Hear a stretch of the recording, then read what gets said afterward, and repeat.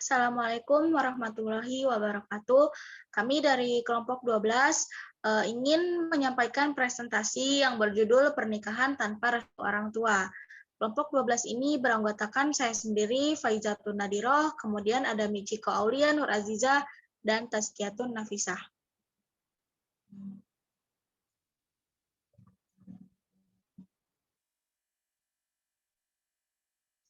Definisi pernikahan dalam Islam. Pernikahan atau nikah artinya adalah terkumpul dan menyatu.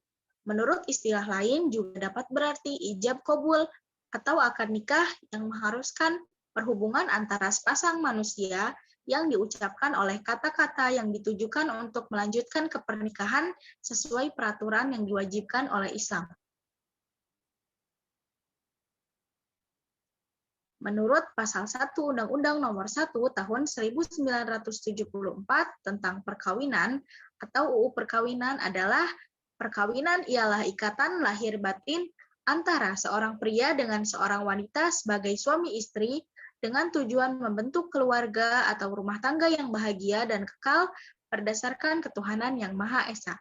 Adapun Pasal 4 Instruksi Presiden Nomor 1 Tahun 1991 tentang penyebarluasan kompilasi hukum Islam atau KHI menyebutkan perkawinan adalah sah apabila dilakukan menurut hukum Islam sesuai dengan Pasal 2 Ayat 1 Undang-Undang Perkawinan. Perkawinan adalah sah apabila dilakukan menurut hukum masing-masing agamanya dan kepercayaannya itu. Yang selanjutnya akan dibacakan oleh Tazkiyatun Nafisah.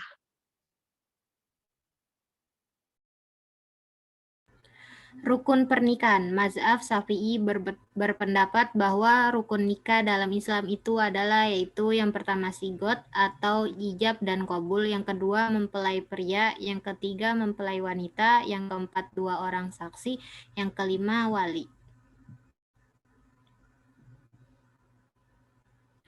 Wali nikah. Nikah di sini merupakan rukun yang harus dipenuhi calon mempelai wanita yang bertindak untuk yakni menikahinya. Yang bertindak sebagai wali nikah ialah seorang laki-laki yang memenuhi syarat Islam yakni muslim, akli, dan balik.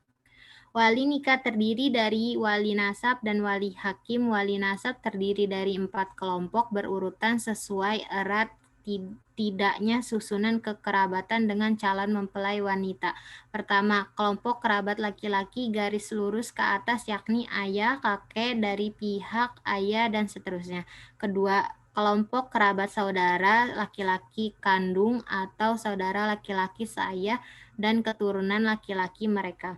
Ketiga, kelompok kerabat paman, yakni saudara laki-laki kandung ayah, saudara seayah, dan keturunan laki-laki mereka. Keempat, kelompok saudara laki-laki kandung kakek, saudara laki-laki seayah, dan keturunan laki-laki mereka.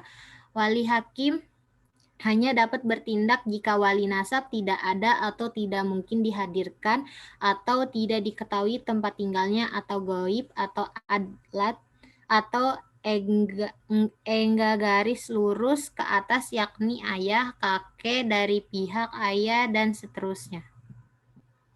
Baik, selanjutnya akan dibacakan oleh Michiko Aulia.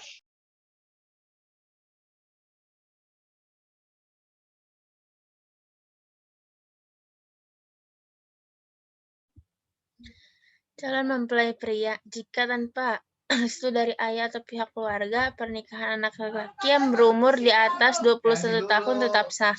Namun jika perkawinan tersebut tidak dicatatkan kepada pegawai pencatat nikah, maka perkawinannya tidak memiliki kekuatan hukum.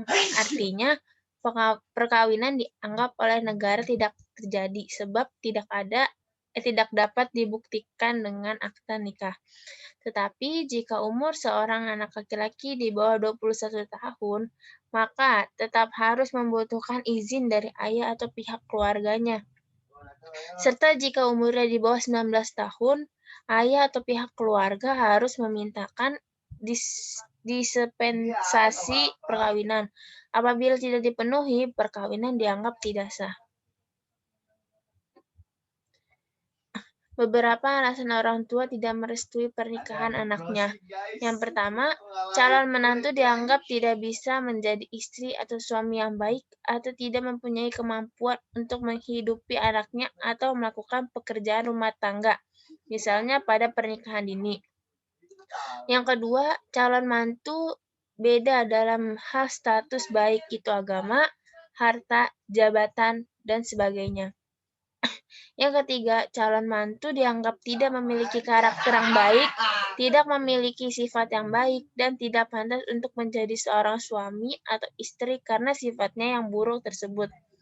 Dan yang keempat, orang tua memiliki kriteria khusus untuk anaknya, padahal anaknya juga memiliki kriteria khusus tentang calon suami atau istrinya yang berbeda dari orang tuanya.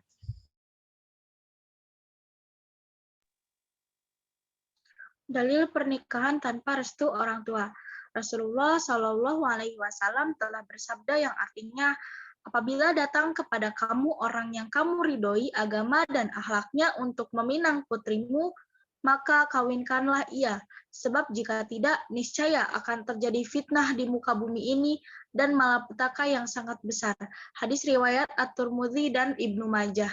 Dari Ibnu Abbas radhiyallahu anhuma, seorang gadis mendatangi Nabi Shallallahu Alaihi Wasallam. Dia menceritakan bahwa ayahnya menikahkannya, sedangkan dirinya tidak menyukainya. Maka Nabi Shallallahu Alaihi Wasallam memberikan pilihan kepadanya, menerima atau menolaknya. Hadis riwayat Abu Daud nomor 2096 dan disahihkan oleh Al-Albani.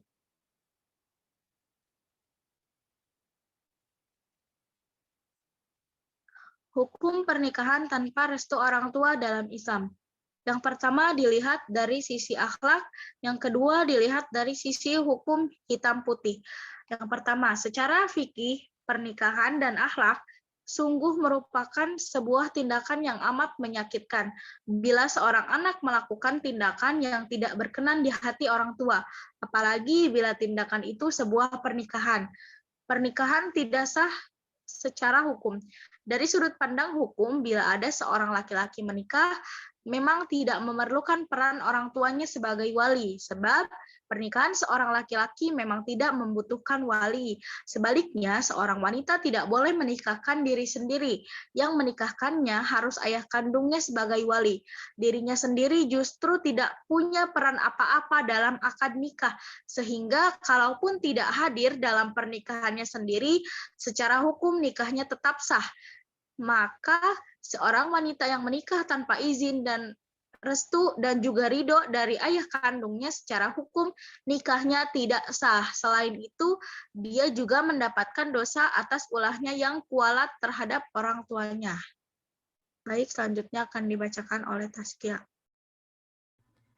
Ibnu Utsmain berkata dalam masalah orang tua yang memaksakan menikahkan anak wanitanya, berkata, pemaksaan orang tua kepada anak wanitanya untuk menikah dengan laki-laki yang tidak ingin dia menikah dengannya adalah haram.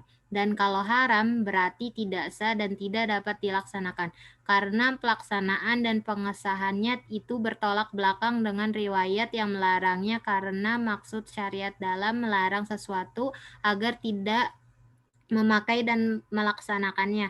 Karena kita kalau sahkan artinya kita memakai dan melaksanakannya, dan kita jadikan seperti akad yang telah dibolehkan agama. Dari pendapat ini, maka pendapat yang kuat bahwa orang tua yang menikahkan anak wanitanya kepada orang yang tidak disukai menjadi suami adalah pernikahan yang rusak. Akadnya juga rusak. Hendaknya pengadilan mengkaji ulang atau keabsahan akad nikahnya.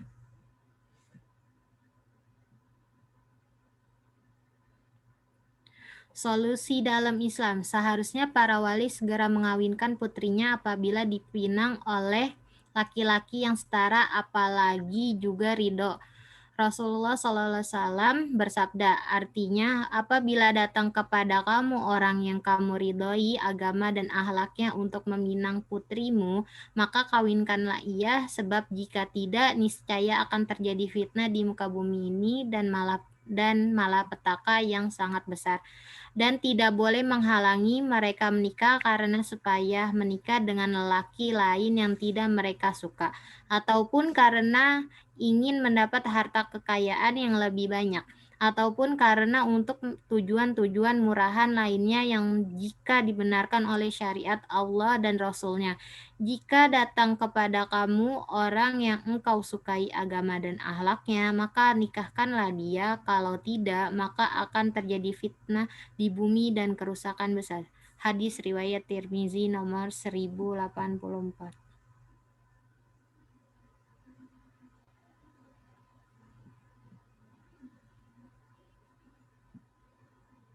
Selanjutnya akan dibacakan oleh Mijiko. Kesimpulan, yang pertama, lelaki yang menikahi tanpa restu orang tua, pernikahannya tetap sah secara agama, sebab telah memenuhi rukun nikah di mana lelaki tidak memerlukan wali nikah. Yang kedua, wanita yang menikah tanpa restu orang tua dan hanya dinikahkan oleh wali tetap tidak diperbolehkan, sebab wali nikah harus ditunjuk oleh orang yang bersangkutan. Yang ketiga, orang tua yang melarang anaknya menikah harus memiliki alasan yang tepat, misalnya karena terbukti memiliki akhlak yang buruk atau tidak menjalankan Islam atau kafir.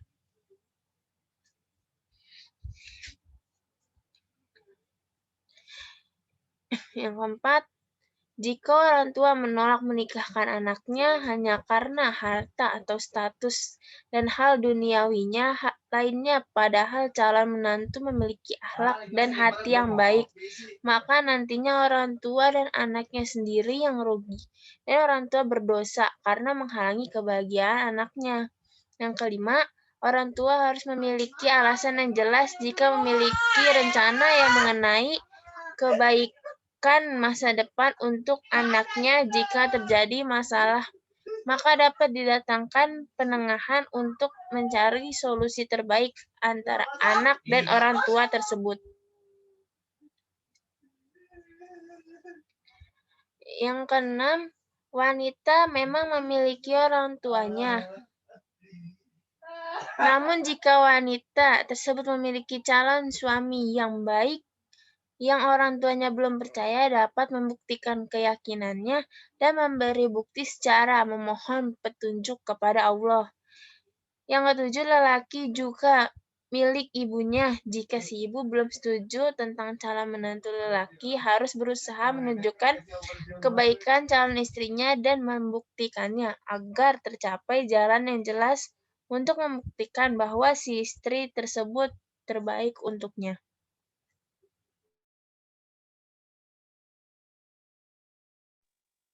Baik, terima kasih banyak atas perhatiannya. Dipersilakan untuk berdiskusi di grup WhatsApp. Sekian dari kelompok kami. Mohon maaf bila banyak kekurangan karena sejatinya kebenaran hanya milik Allah.